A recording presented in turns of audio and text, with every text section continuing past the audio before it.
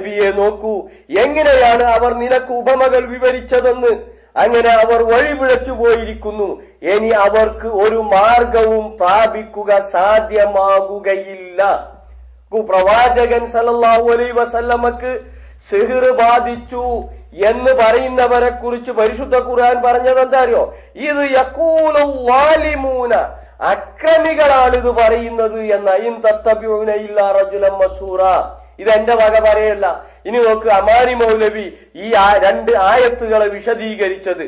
മുശ്രിക്കുകൾ ചിലപ്പോൾ നബി സല്ലല്ലാഹു അലൈഹി വസല്ലമ ഖുർആൻ ഓതുന്നത് രഹസ്യമായി ചെവിയോർത്തിക്കൊണ്ടിരിക്കും. കാര്യം ഗ്രഹിക്കുവാനോ സത്യം മനസ്സിലാക്കുവാനോ വേണ്ടിയല്ല, പരിഹാസ്യത്തിനും നിഷേധത്തിനും വല്ല മാർഗവും കണ്ടെത്തുവാൻ വേണ്ടി മാത്രം. പിന്നീട് ഇവനു ആരോ മാരണം ചെയ്തിരിക്കുകയാണ്, ഇവന്റെ ബുദ്ധി ഭ്രമിച്ചു പോയിരിക്കുന്നു, ഇവനെ പിൻപറ്റുന്നതിന്റെ അർത്ഥം ഭ്രാന്തനെ പിൻപറ്റുക എന്നാണ് എന്നൊക്കെ പറഞ്ഞു പ്രചരിപ്പിക്കുകയും ചെയ്യും. അവരുടെ ഈ ഗൂഢ പ്രവർത്തനങ്ങളും അതിന് അവരെ പ്രേരിപ്പിക്കുന്ന കാരണങ്ങളുമൊക്കെ അള്ളാഹുവിന് നന്നായി അറിയാമെന്നത്രേ ആദ്യത്തെ വചനത്തിൽ പറഞ്ഞതിന്റെ സാരം. 47-ാമത്തെ വചനം. ഇനിയോ 48-ാമത്തെ വചനത്തെ കുറിച്ച് കേട്ടോ.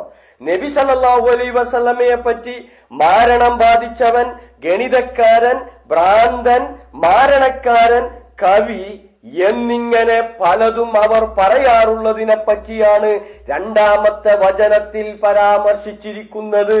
എന്താ 2-ാമത്തെ വചനത്തിൽ പറഞ്ഞത്?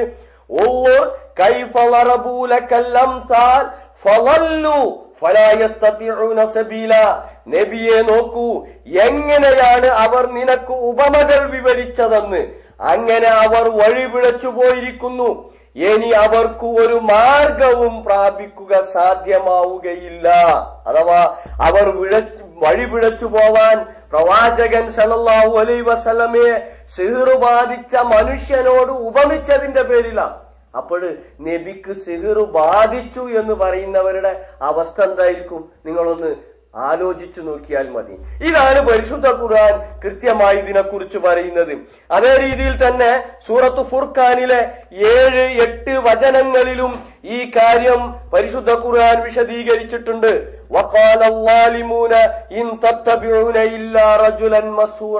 വാലിമീങ്ങൾ അക്രമികളായിട്ടുള്ള ആളുകളാണ് പ്രവാചകൻ സല്ലല്ലാഹു അലൈഹി വസല്ലമക്ക് സിഹ്ർ ബാധിച്ചു എന്ന വാദം ഉന്നയിച്ചിട്ടുള്ളത്.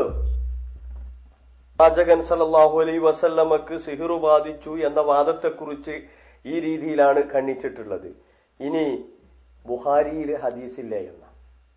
ബുഖാരിയിൽ ഹദീസ് വന്നിട്ടുണ്ട്, പ്രവാചകൻ സല്ലല്ലാഹു അലൈഹി വസല്ലമക്ക് സിഹ്ർ ബാധിച്ചു, ഒരു ജൂതൻ സിഹ്ർ ചെയ്തു എന്നതിനെ കുറിച്ച് ബുഖാരിയിലും മുസ്ലിമിലും ഹദീസ് വന്നിട്ടുണ്ട്. പക്ഷേ പരിശുദ്ധ ഖുർആനിന് വിരുദ്ധമായി, കൃത്യമായി അതിന്റെ ആശയങ്ങൾക്കെതിരായി ഒരു ഹദീസ് വന്നു കഴിഞ്ഞാൽ എന്താണ് അത് ചെയ്യേണ്ടത് എന്ന് കൃത്യമായി നമ്മൾ നേരത്തെ വിശദീകരിച്ചു കഴിഞ്ഞു. അഥവാ ആ ഹദീസ് തൽക്കാലം ജനങ്ങൾക്കിടയിൽ പ്രചരിപ്പിക്കാതിരിക്കാനുള്ള ഒരു അവസ്ഥയെങ്കിലും ഉണ്ടാവണം. അത് ജനങ്ങളുടെ ഇടയിൽ പ്രചരിപ്പിക്കാൻ പാടില്ല, അതവിടെ തൽക്കാലം മാറ്റിവെക്കേണ്ടതുണ്ട്. ഇനി നോക്ക്, ആ ഹദീസിനെ കുറിച്ച് നമ്മൾ കൃത്യമായി പരിശോധിക്കുകയാണെങ്കിൽ അതിൽ ഒരുപാട് വൈരുദ്ധ്യങ്ങൾ കാണാൻ സാധിക്കും. ലബീദ് ഇബ്നു അഴ്സമാണ് സിഹ്ർ ചെയ്തത് എന്നൊരു വാദം കാണാം ഹദീസ് വ്യാഖ്യാനിക്കുന്നിടത്ത്. അതല്ല, ലബീദ് ഇബ്നു അഴ്സമിന്റെ പുത്രിമാരാണ് പ്രവാചകൻ സല്ലല്ലാഹു അലൈഹി വസല്ലമക്കെതിരെ സിഹ്ർ ചെയ്തത് എന്ന വാദമുണ്ട്. അവിടെ തന്നെ വൈരുദ്ധ്യം വന്നു. അതോടൊപ്പം ദിവസത്തിൽ ഏതാനും ദിവസങ്ങളാണ്, 40 ദിവസമാണ്, 6 മാസമാണ് പ്രവാചകൻ സല്ലല്ലാഹു അലൈഹി വസല്ലമക്ക് സിഹ്ർ ബാധിച്ചത് എന്ന വാദഗതിയുണ്ട്. അതിൽ പ്രബലമായ അഭിപ്രായം പ്രവാചകൻ സല്ലല്ലാഹു അലൈഹി വസല്ലമക്ക് 6 മാസം ഇതുകൊണ്ട് പ്രയാസങ്ങൾ ഉണ്ടായി, അദ്ദേഹത്തിന്റെ ബുദ്ധിയെ അത് ബാധിച്ചു എന്നാണ്. ഇവിടെ നോക്കൂ നിങ്ങൾ, പരിശുദ്ധ ഖുർആനിന് വിരുദ്ധമാണ് ഈ വാദങ്ങൾ. വല്ലാഹു യഅസിമുക മിനന്നാസ്, പ്രവാചകരെ ജനങ്ങളിൽ നിന്ന് അള്ളാഹു താങ്കളെ രക്ഷപ്പെടുത്തുമെന്ന് പരിശുദ്ധ ഖുർആൻ പ്രവാചകൻ സല്ലല്ലാഹു അലൈഹി വസല്ലമക്ക് നൽകിയ ഇസ്മത്തിന് വിരുദ്ധമായിട്ടുള്ള കാര്യങ്ങളാണ് ഇതിലൊക്കെ വന്നിട്ടുള്ളത് എന്ന് നമ്മൾ മനസ്സിലാക്കേണ്ടതുണ്ട്. അതുകൊണ്ട് തന്നെ ഇങ്ങനെയുള്ള ഹദീസുകൾ നമ്മൾ മാറ്റിവെക്കേണ്ടതുണ്ട്. തൽക്കാലം ജനങ്ങൾക്കിടയിൽ അത് പ്രചരിപ്പിക്കാൻ പാടില്ല. ഇതാണ് വസ്തുത.